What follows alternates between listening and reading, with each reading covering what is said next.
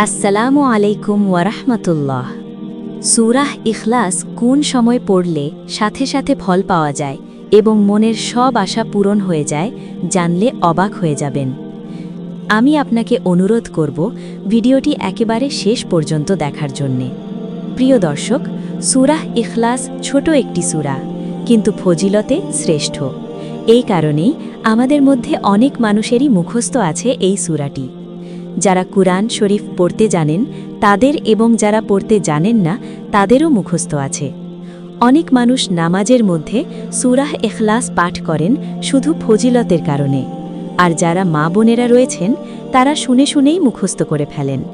আর যাদের মুখস্থ নেই, আজকে আমি আমলটা বলার পর সূরাহ ইখলাস মুখস্থ করে ফেলবেন ইনশাআল্লাহ। আমলটি কিভাবে করবেন, কোন নিয়মে করতে হয় এবং সূরাহ ইখলাসের কিছু ফজিলত বলবো। সূরাহ ইখলাসকে কুরআনের 1/3 বলা হয়। এক সাহাবী প্রতি রাকাতে সূরাহ ফাতিহার পরে প্রথমে অন্য একটি সূরা পড়তেন, তারপর সূরাহ ইখলাস পড়তেন। অন্য সাহাবীরা তাকে বললেন, আপনি শুধু একটি সূরা পড়লেই তো হয়, সব সময় ইখলাস পড়েন কেন? তারা বিষয়টি রাসূলুল্লাহ সাল্লাল্লাহু আলাইহি ওয়াসাল্লামের কাছে জানালেন। নবী তাকে জিজ্ঞেস করলেন কেন তিনি এমন করেন। তিনি বললেন, এই সূরায় আল্লাহের গুণাবলী বর্ণনা করা হয়েছে, তাই আমি এটাকে খুব ভালোবাসি। তখন রাসূলুল্লাহ সাল্লাল্লাহু আলাইহি ওয়াসাল্লাম বললেন, তার এই ভালোবাসা তাকে জান্নাতে প্রবেশ করাবে। প্রিয় দর্শক, সূরাহ ইখলাস মক্কায় অবতীর্ণ, কুরআনুল কারীমের 112 নম্বর সূরা। আয়াত সংখ্যা হল 4 এবং এই সূরাতে আল্লাহের একত্ব তাওহীদ সম্পর্কে বর্ণনা করা হয়েছে, যার কারণে এই সূরাটি খুব বেশি ফজিলতপূর্ণ।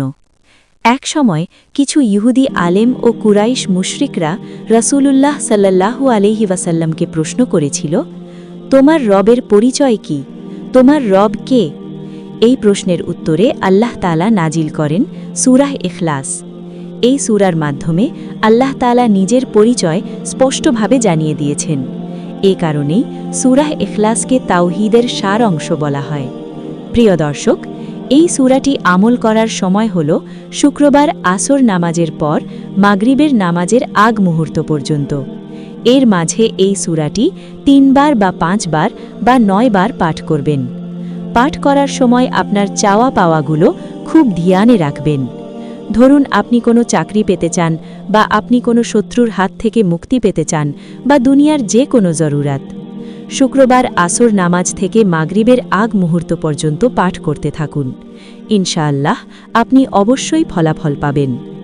রাসূলুল্লাহ সাল্লাল্লাহু আলাইহি ওয়াসাল্লাম বলেছেন, যে ব্যক্তি 10 বার সূরাহ ইখলাস পাঠ করবে, আল্লাহ তার জন্য জান্নাতে একটি ঘর নির্মাণ করবেন।